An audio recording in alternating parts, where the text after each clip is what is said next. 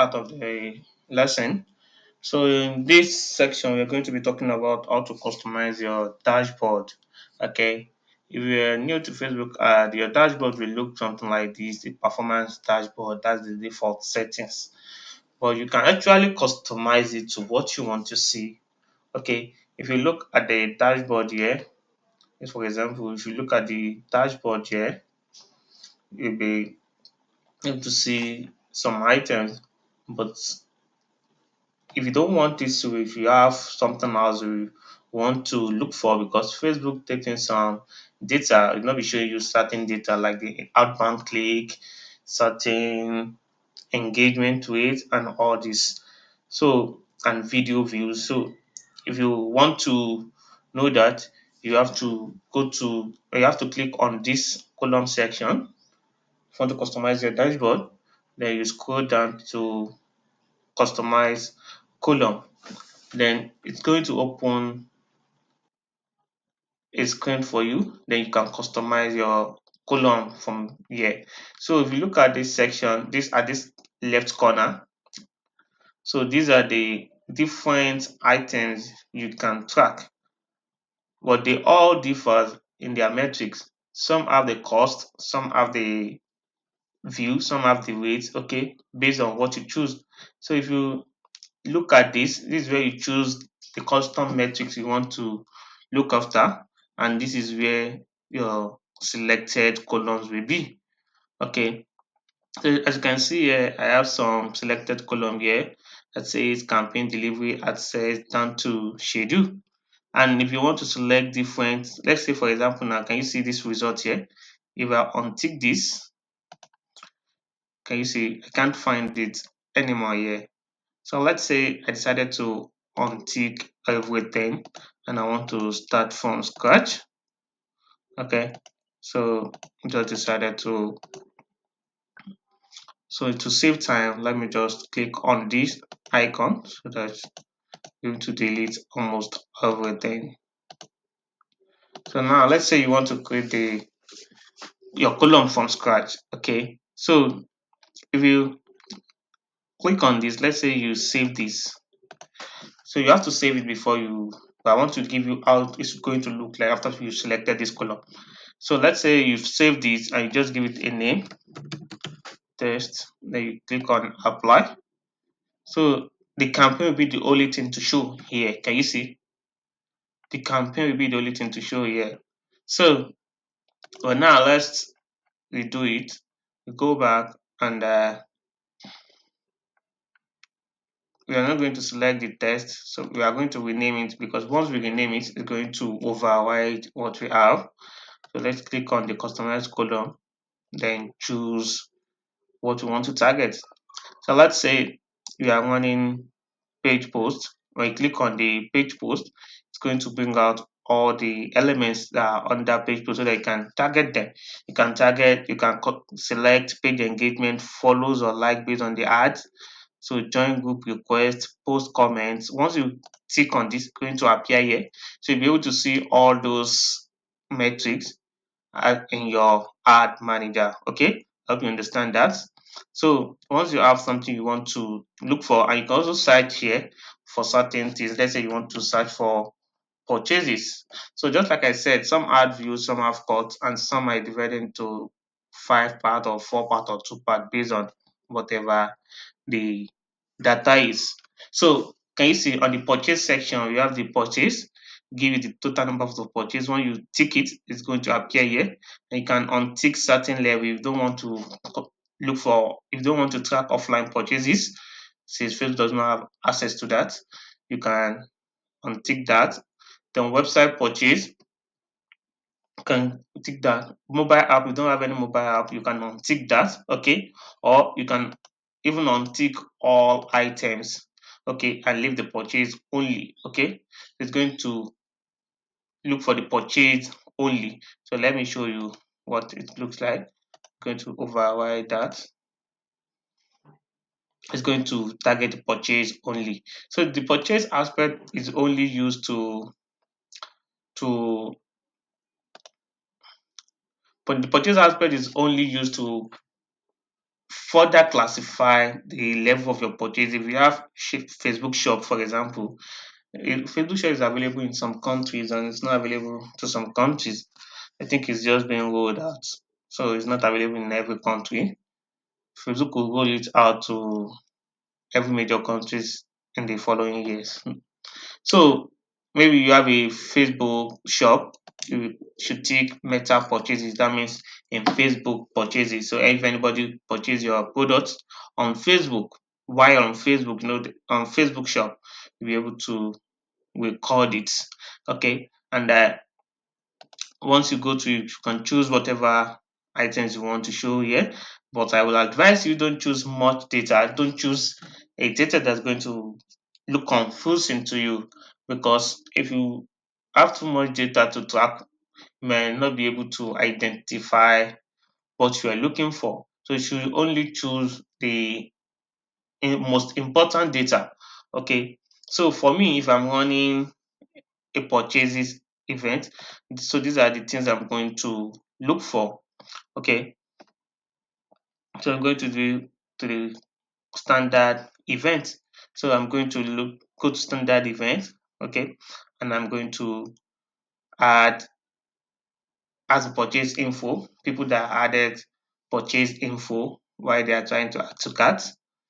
So it's telling me those people were at purchasing mode. Okay, I will untick all this data. I don't want the data to be too much. Okay, so and now we add to cart. Okay, the cost per add to cart and the add to cart value. Oh, I think the wrong one. And the add to cart value. Why am I choosing the add to cart value? Because I want to know if people that are actually adding to cart are, if I have multiple products, I want to know if people that are actually adding to cart are adding goods that are worth much in value to their cart, so that you know, okay, do they worth targeting, do they worth retargeting them? So this allows me to understand who I want to target, and I'm going to select checkout initiated. Okay, once I select checkout initiated, in some instance I'm going to select checkout value. Okay, so it's going to look closer to add to cart, but definitely there are some people that are going to drop out from the add to cart. They are going to drop out from the add to cart and they will now proceed to the checkout initiated. So this checkout initiated is more reliable data of people that are actually getting closer to purchases than the add to cart. Okay, so I will choose both and I will go down to choose the purchase return on investment, return on ad spent. So here I'm going to choose total purchase return on ad spent. Okay, the total, that is the, and I'm going to have this. Okay, so for the purchase to, I'm going to choose the value because I want to know the total numbers of products that were sold. Okay, so and to go further, in this, since I have all these, I'm going to untick this because, like I said, I don't want too much data. I don't want too much data to cluster my dashboard. Understand? We want to focus on essential data, and you can also adjust it. So if you want to make this go to the top, so you can adjust this. Okay, I hope that you understand, and you can adjust them based on the levels you want. So I want it to be down, then I want the checkout initiated to be right after the add to carts, and I want the add information to be right after the checkout initiated.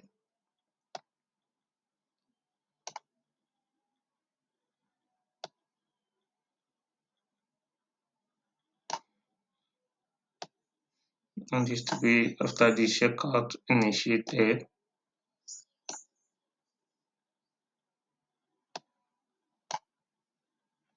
Okay. Then I want the purchases to be after the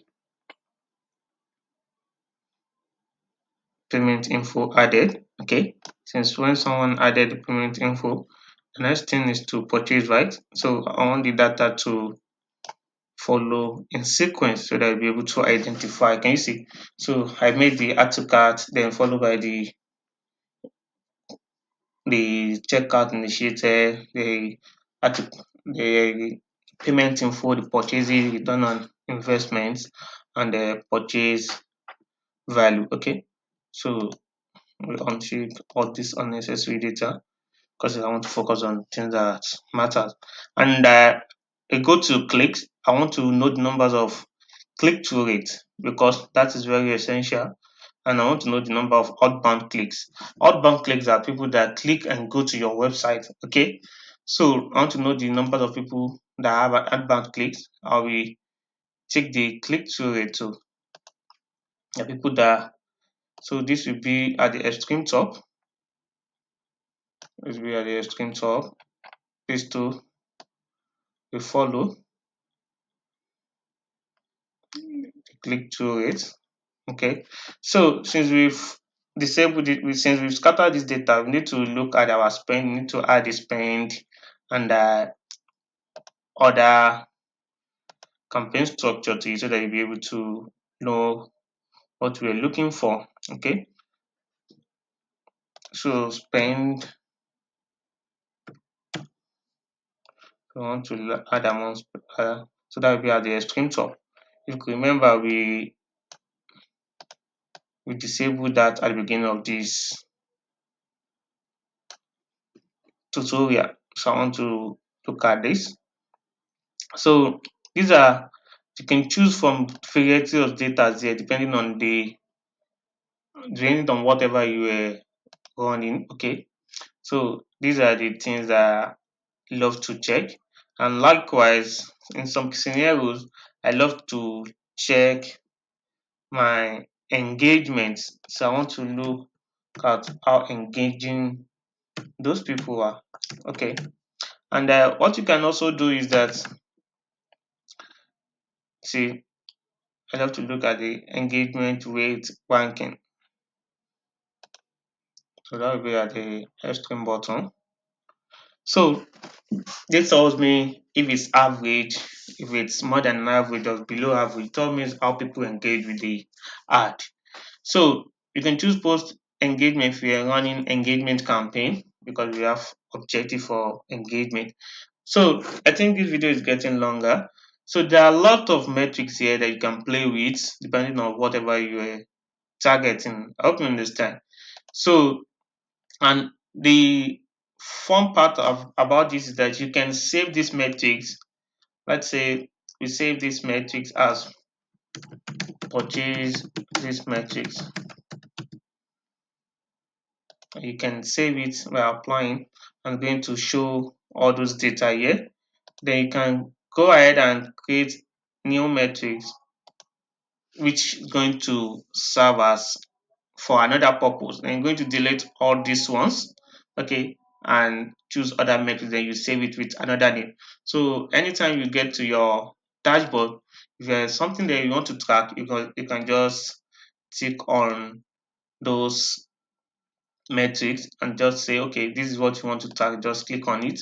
Or you have another metrics you want to track, then you just click on it. So with that, you'll be able to track your metrics so far. So fine, and there is a lot of things you can customize with these custom columns. Okay, so it's going to give you a lot of data to work with.